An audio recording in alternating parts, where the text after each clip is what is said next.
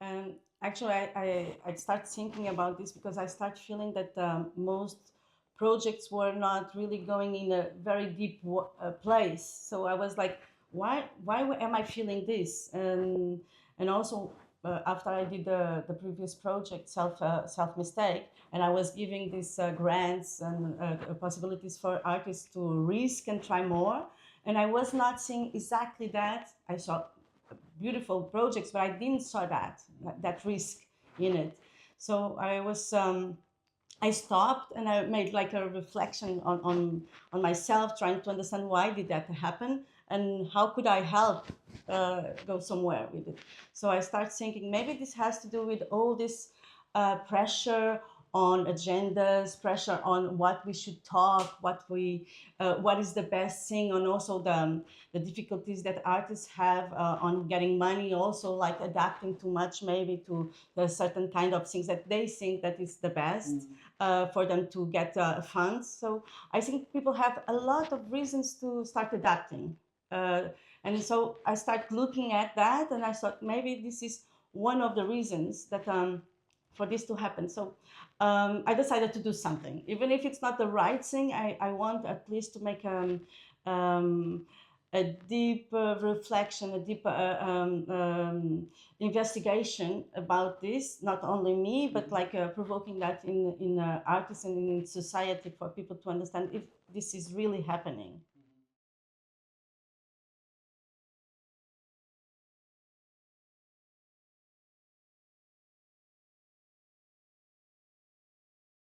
I I have a hard time saying exactly when, but I think growing up as the position I had in the context I grew up to make art, I just had to find my strategies to my own expression, and I guess seduction was the way that came most natural to me.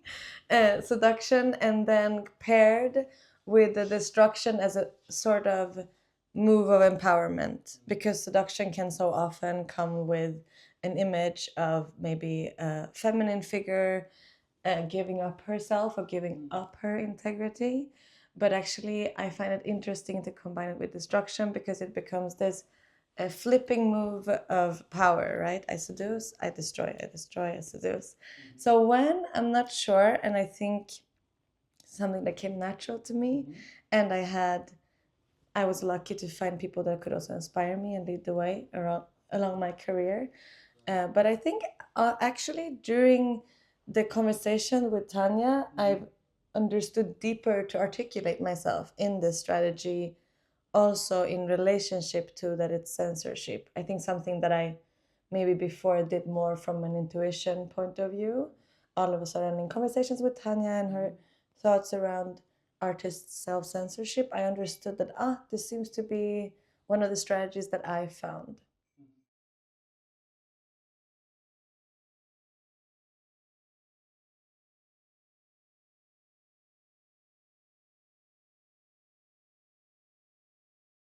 By doing this in this large, long, and very slow way, um, I want people to have like one kick in the moments of the events. And then with that, I want also to have moments of reflection, not because we are apart and there's a period before I do the next one, but also because I'm going to also build like kind of community that will meet for a while, like for a weekend or more after the event, and people will go through going deeper with the thoughts that were provoked by each event.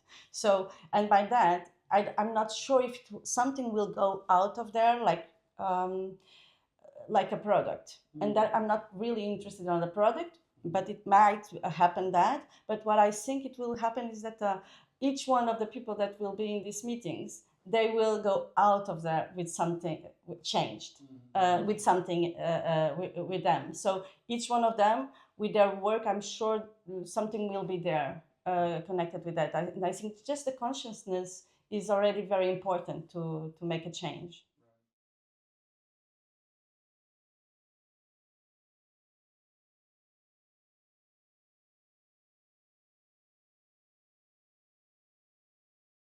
I think first when the erotic clown appeared. Yeah, I think in the beginning where the erotic clown appeared, actually she served as a strategy to be ugly and disgusting, which was something that I felt like I wasn't allowed to access on stage. I was a young dancer and actress, and I always felt in productions that I was brought up as beauty or prettiness, and also my insight, I think, growing up actually as a woman, that I was having a really hard time letting go of being perceived as attractive on stage. So I actually think originally, funnily enough, the erotic clown was a vessel for me to own ugliness and disgustingness. But then I actually think that the figure, I've been staying with this figure for 7 years. So I think it shifted accordingly to what I needed at that time, actually, what I would use it as a catalyst. So so for me now anymore, maybe it has to do with age, maybe experience. It's not so difficult to be disgusting on stage or ugly on stage, but I think it keeps on releasing other things. So I think as an image, it's just the releaser of whatever at this moment I need to deal with. For example, a few years ago, I realized I need to deal with violence more and being okay with being violent. And all of a sudden, the erotic clown became the persona that allowed me to do that. So it varies really, like a good therapist.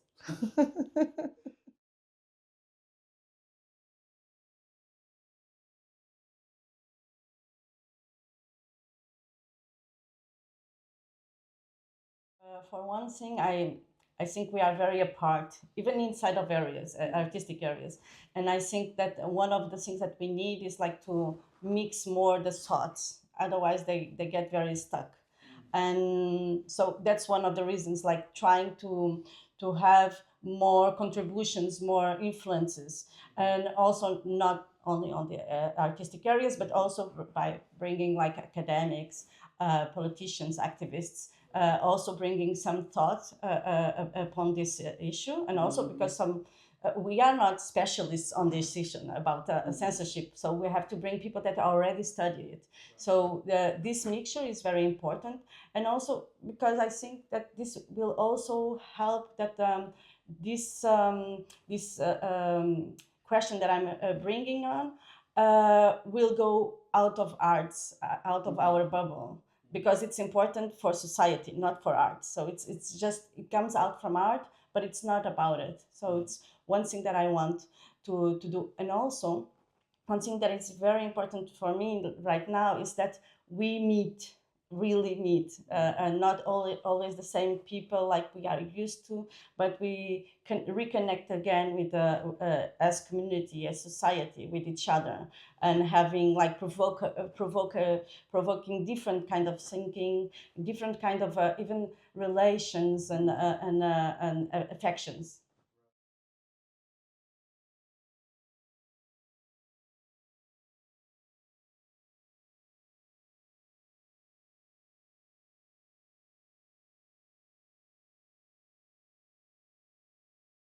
What I learned about the body is that the body is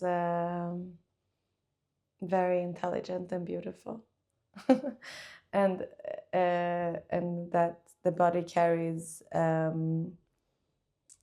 knowledge and the logic that our cerebral mind can't always follow and comprehend or transmit.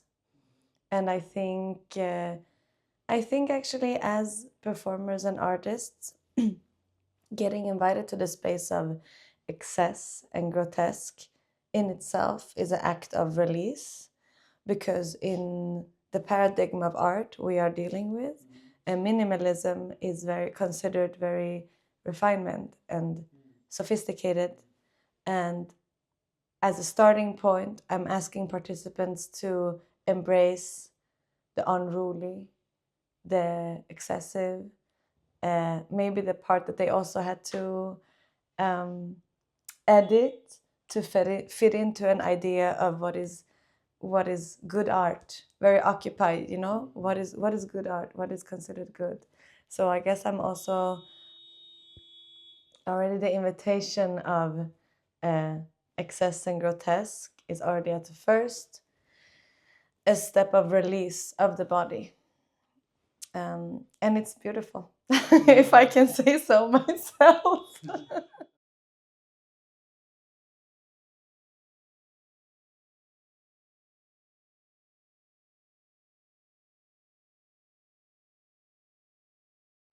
What surprised me the most is that somehow I now, after 2 weeks lab and rehearsals, I really see the figure of erotic clown appearing in very different shapes, but in each and single one of them. Like maybe entering, there was more of a mindset of erotic clown, who's gonna access it. But I realized that everyone managed to access it actually in their own way. And I have to also say that I've been extremely touched by the dedication of the participants, because they all came with very different inhibitions. And some of the inhibitions were maybe not serving exactly the erotic clown, but they were going for it. They were really like heads first, super brave, and everyone actually found their very own different erotic clown. And then what surprised me was that how I recognized the erotic clown, even though it looks so different in each of the participants.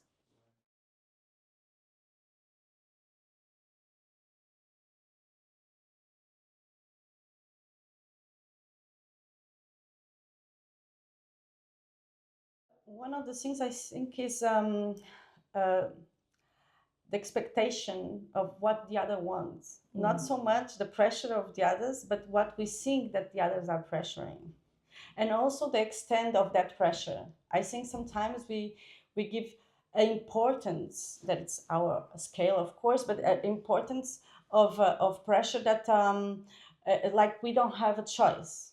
And one thing that I really want um, to bring to artists and other people is that until now we still have a choice, and that's very important because direct censorship is something completely different. And I've been talking with a lot of artists that really had them, like direct censorship with no choice at all, and some of them resisted, some of them couldn't resist. So I've been seeing really what that can be. Of course, I'm not minimizing the kind of censorship and direct censorship that we have, and sometimes we don't even see it, so we don't fight it. So it's I just want to show how different it is, and if we get aware of these different kinds of censorship, at least we can say no, and we can deal with the consequences because they are not yet, they are not that big. It's we still have choice and ways of working through it, especially if we are supported by each other.